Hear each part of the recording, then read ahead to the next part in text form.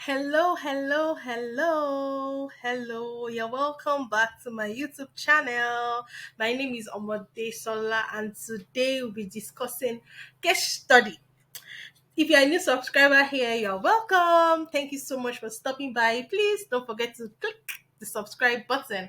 To my returning subscribers, wow, you guys are the real deal. Thank you so much. My new subscribers, my returning subscribers, all of you are the real deal. Thank you so much for stopping by today. Please don't forget to like this video. Don't forget to share this video to every and anyone you know that would benefit from it. Then turn on your notification bell as well so that you get updates of my new videos. So today we're talking about the appendix section of your case study report, like the appendices, your appendices. We're talking about that today. And this video we're just going to talk about some things and just let's start the video. Yes. So don't forget, if you have questions, just note it and put it in the comment section. I'll reply to all comments and reply to your questions. Just drop it in the comment section and follow me through. Ensure you watch these videos to the last, to the end. Like watch it to the end, to the last discussion of the day, to the last section. Everything we're going to be talking about today. Watch everything and learn from it as well. So let's start the video of today, the appendices of your case study report. Now, this section is just like in summary, we'll still go into it, but in summary, the appendices is just your working sheets, yes, your calculation sheet, your workings. And I'll give you some examples so you can understand what I'm saying as the class goes on. But it's just like your working sheet. And this is like the foundation of your reports because if you probably have like typographical maybe yes, probably you have like or errors, or probably you have like numerical errors. You're supposed to add 2 plus 2 equals 4, you added 2 plus 2 equals 6 mistakenly. Now you're like, oh, never, I can never do that. How will I say 2 plus 2 equals 6? It's not possible. Yes, exam tension can come, and probably you mistakenly, when you're trying to add up long lengthy numbers, you just mistakenly press a wrong figure in your calculator and gives you a wrong number. Yes, and once, especially when it comes to workings that are step by step, that okay, you have to get A will lead to B will lead to C will lead to D. If you have missed it along the way, it can affect every other thing and eventually affect your final answer and affect your interpretation. Take for instance, you get a negative figure, negative, okay, if you are doing a net present value and you get a negative net present value, you'll be interpreting, oh, do not accept this project is not viable. That's your interpretation that you'll be getting, right? But then probably what if that was like a mistake and the actual answer is supposed to be a positive figure just because of typographical is it typographical? When I mean typographical, I mean numerical. Sorry, pardon me for that. Numerical errors. Just because of numerical errors, you got it all mixed up. So that can affect your interpretation. So the appendices section is very, very important. It's very, very important. You have to ensure that you calm down and do it well. You calm down and do it well. Yes, it does not really carry so much marks, at most 8 marks. It does not really carry so much marks, but at least since it's the foundation of your entire report, you have to ensure that you calm down, do it well, and also ensure that your calculation, your computations are done accurately so that you interpret, recommend, or conclude in the body of the report well. So that's why this video is very, very important. So please watch through. So today's outline, I'll be telling you what are appendices, how you link it to your main report, and common mistakes that students make when it comes to this area of their report. So what are appendices? The appendices section of your report is where you do all the workings. Like I said earlier, this is where you do all your workings. This is where all the workings, all the magic happens. This is where you do your calculation, all the calculations that are required, everything that is required of you is in this appendices section that you have to actually do it. Do you understand? So, for instance, if you're asked to carry out a financial analysis of a project appraisal, you have to do some calculations, right? Just like I said earlier, when you are doing, probably you are supposed to appraise a project using the next present value, you have to calculate. You can't just say, oh, this project, the way it's looking, it should be positive NPV. No, you can't just get that interpretation or that make that conclusion without having some calculations, right? without having some calculations. You have to, okay, what's the inflow, what's the outflow, what's the discount rate? Then you begin to calculate and you arrive at an answer and you conclude based on that, right? So now you have to do some calculations. These calculations, you cannot be doing it in between your reports, in between the body of your report, because to look all so messed up, like so messed up. So you have to like put it aside and do it in a particular section. All the junk, just throw it all there, throw it all in the appendix section, and then your body of report should look good. It should look neat. It should look tidy. So that's the reason why the appendices, and the appendix section is very, very important in your report. So the calculation should not be in the body of the report. It should not be there because it will look untidy. To look very, very untidy. So the appendices are located in the last section of your report. The last section of your report, that is where the appendices are. The last section of your report. So at the end of your report, that is where the appendices is located. So you just have to like, oh, when you get to your question paper, you have to leave some pages for the cover page, for the executive summary, for the body of the report. Then you jump down to your appendices section. So it's at the end, at the last part of your report. Since it's just your workings, it's just an addendum, right? So you have to leave a reasonable amount of space, like I said, for the report and then start the calculation. The appendices are very important because without the calculations, you will not be able to properly explain results, draw conclusions, and give recommendations, right? Just like we discussed earlier.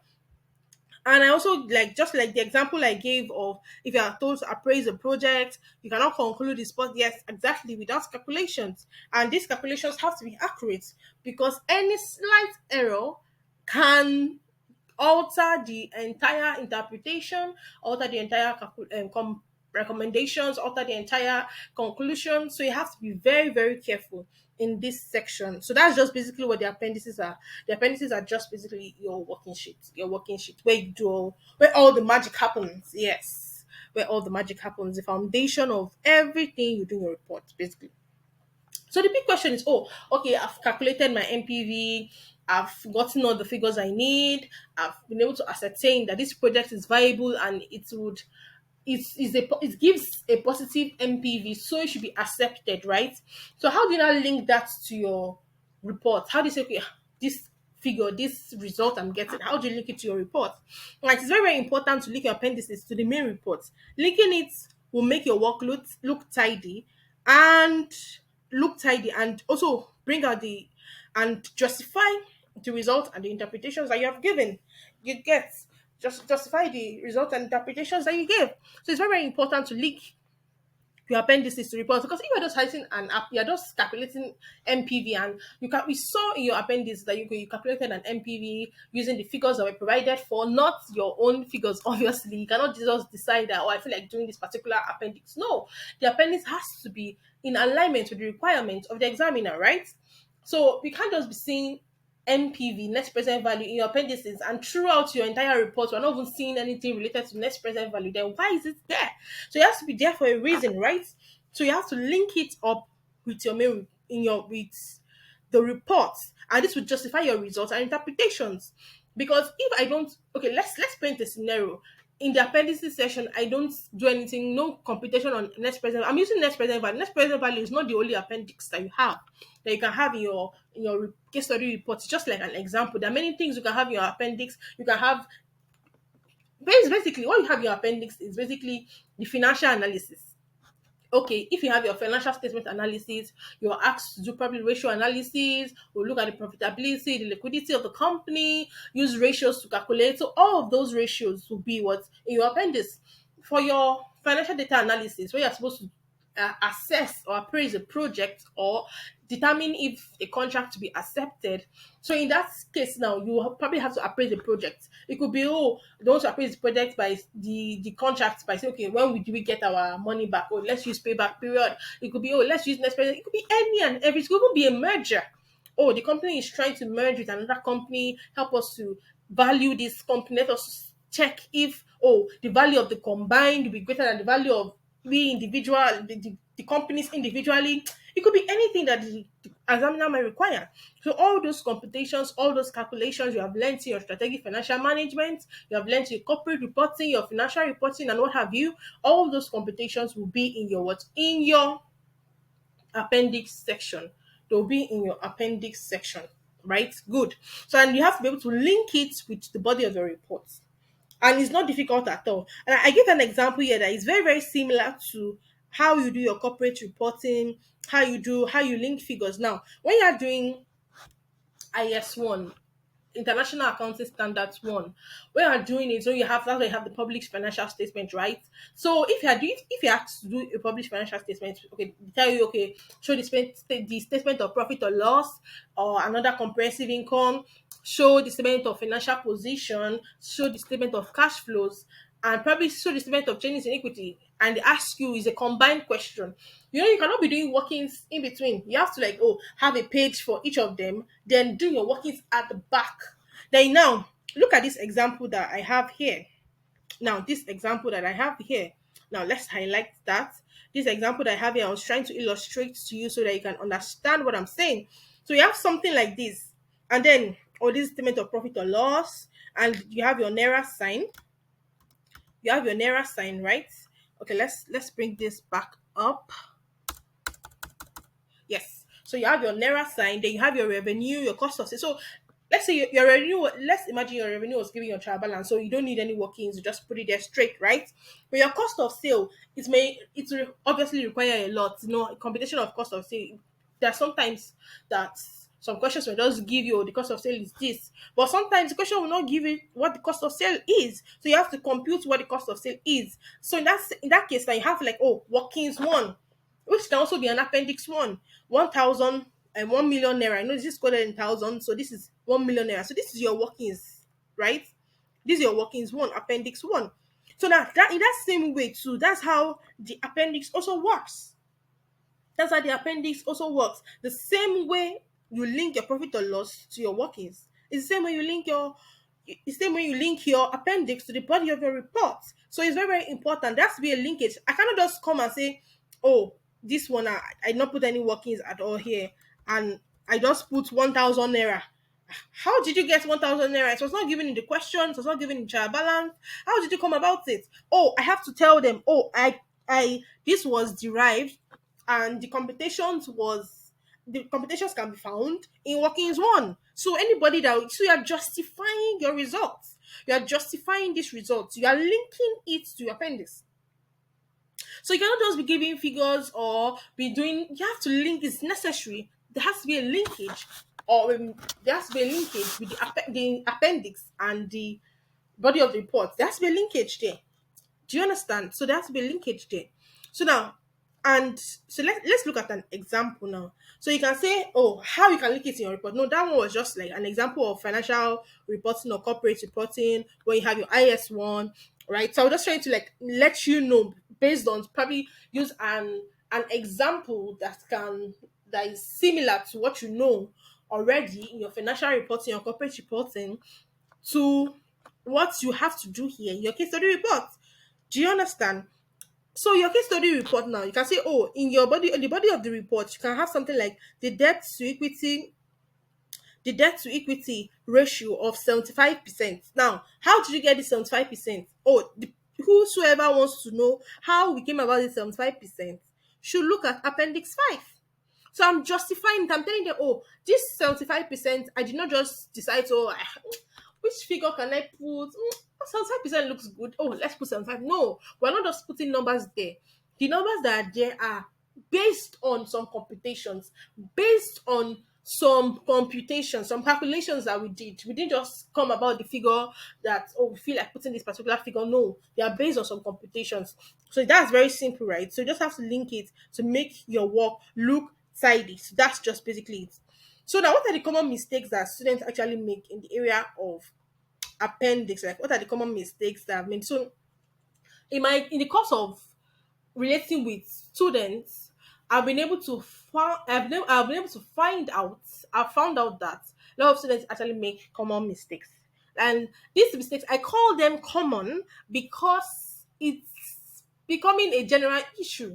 Because you say, okay, student A is saying the same thing, student B is saying the same thing, student C is saying. So I've been able to find out that this is actually like an area that we actually need to address. So I've been able to summarize them and I brought it to you today so that you also will not be a victim of all these mistakes. The first one is poor time management. Poor time management. Poor time management. So many students actually make mistake. Like the mistakes are usually very, very serious and significant in this area. Just as we earlier discussed, you need the appendix to prepare the body of a report. So most times the appendix is what you go to first. Or after doing the structuring of a report, you have left some pages. You cannot just say, "Oh, I feel like starting my executive summary first." Or I feel like jumping into my financial statement analysis section. No. How would you do your financial statement analysis if you have actually not analyzed that data? If you have actually not analyzed the line items, the figures in financial statements, how do you want to interpret any results? So you interpret the results you have gotten from the calculations, right? So most times students would go to the appendix section and do the appendix section before they come to interpret the results, right? So most times they spend a lot of time there, so much time. Yes, like I said earlier, accuracy is very, very important because if you don't calm down and arrange your work in and put it in order and ensure that as you're calculating properly, you may be getting negative results and the answer is actually positive. So you have to be calm. But in as much as you want to be calm, you want to get accurate answers, you have to be fast. So it's not just about being calm, it's about being smart. So you have to be fast as well. Very, very fast. Because students spend a lot of time. And the appendix is just this math. Even if you spend the entire 3 hours on the appendix, you cannot give you more than 8 marks. If your appendix section is 30 pages, in fact, you even collected extra sheets just because of the appendix section, they cannot give you more than 8 marks. This designated mark is 8. So you have to be smart. Students spend a lot of time before you know 2 hours have gone on the appendix section alone. And this is why the prison is given to you. The prison is not just given to you for decoration. You have to study it. In fact, from the pre-scene, you can actually do your financial statement analysis. But I don't advise students to just dwell, oh, I've predicted, oh, I've had the financial statement was given to me 2 weeks before, I've computed some ratios. That's the ratio I'll go and do the exam on. You have to still calm down and read the unseen. What if a figure was added in your scene or a clause was given in your scene that changes the entire thing? But if you just go and oh you have crammed everything, you just go and pour it there, you will make mistakes. But at least from the pre-scene, you will have been able to familiarize yourself with the company. You'll have been able to see, okay, this is what the company does, or this is financial statement. You will have been able to you get familiar with it, so you don't need to waste too much time on the appendix. Just go straight, read the unseen, read the pre-scene again, read everything again, see if there's any change. See, you understand? So that reading time, you are arranging your work already. So don't spend too much time on the appendix. The appendix is just 8 marks. When you have executive summary of 20 marks, you have financial statement analysis of 20 marks. Why we use of 32 marks rather? Financial statement analysis of 32 marks, executive summary of 20 marks. Why will you spend all your time on appendix? Act smartly, but ensure accuracy is also achieved. The second one is irrelevant appendices. Very, very irrelevant. What they don't ask you to do, you'll be doing. See, I can exam. People say, 4 hours is more than sufficient. What do I want to write? 4 hours. My dear friend, 4 hours can look like 40 minutes. 4 hours can look like 40 minutes. So you don't do irrelevant appendices. What they did not ask you to do, don't do. Almost every student believes SWOT, SWOT, SWOT. You can see I wrote it here. SWOT, SWOT, PESTEL. Every ICAN examination, SWOT, PESTEL. If you look at examiners' comments very well, they will tell you a lot of students did SWOT analysis. A lot of students did role models when they were not asked to. So look at the requirements, the examiner's requirement. There's some exams that they will specify. In fact, there was an exam that they told them to do value chain. They will specify, they'll tell you, oh, do this model, we want to see models. But if you're not asked, you don't need it. Don't do relevant appendices. It will waste your time because they may not even give you marks. So why are you reliving relevant things and then jump into irrelevant things and wasting your time there? And do you understand? So irrelevant appendices, you have to avoid that as much as possible. Then we have wrong calculations. Like I've emphasized it earlier. I've emphasized this one earlier. Wrong calculations. You have to avoid this as much as possible. Ensure that your calculator is right, not the one that you hit. You know that some calculators are you have to papa hit the head so as to reset it before it works. Please don't use that kind of calculator for your ICAN examination. Please get a calculator that is working. Get a calculator that is good, that is reliable, so that you won't be pressing 2 plus 2 and you're seeing 6 instead of 4. So please ensure that your calculations are right, are accurate. Please, and exercise a lot of patience when preparing your appendices. Then the last one is wrong interpretation. Wrong interpretation. That's why it's very important. You have to calm down, understand what the examiner is requiring of you. The appendices attract just 8 marks. The major marks are awarded in the financial statement analysis and financial data analysis, where you state the interpretations. This implies that interpretation is very, very important. Poor interpretation can make you lose great marks. So it's one thing to have a beautifully prepared appendices. It's one thing to have an appendices that, wow, everything, no mistake, no error, everything is in order. And it's one thing to interpret well, because appendices gives 8 marks. The analysis part, the body of the report is 32 marks. It's 32 marks. So you have to ensure that you interpret well. Don't say, oh, you got a figure. For instance, if the example we're using, MPV was positive. Abi, you're now interpreting MPV. The company should not accept the project because the project is not viable. The MPV is negative. You are interpreting negative, but you are calculating positive. It's like you're contradicting yourself, right? So you have to ensure that your interpretations are right, because this is where the real mark lies. So I hope you have been able to learn a lot today. I hope you learned a lot today. Today we spoke about we spoke about appendices, the appendices section, which is the last section of your report. I told you the appendices section is like where the magic happens, the working sheet, and also the things that you need to also take into consideration. We spoke about the common mistakes that you have to take into consideration and how you can also link the appendix to your report. And please don't be a victim of this mistake. Ensure you manage your time well. Ensure that you do appendices that are relevant to the exam as per the examiner's requirements. And don't do wrong calculations, please. And wrong interpretation. Ensure you don't do that. So thank you for watching this video. Please subscribe, like, comment, share this video to everyone that you know. Turn on the notification bell, and I'll see you in my next video. Bye.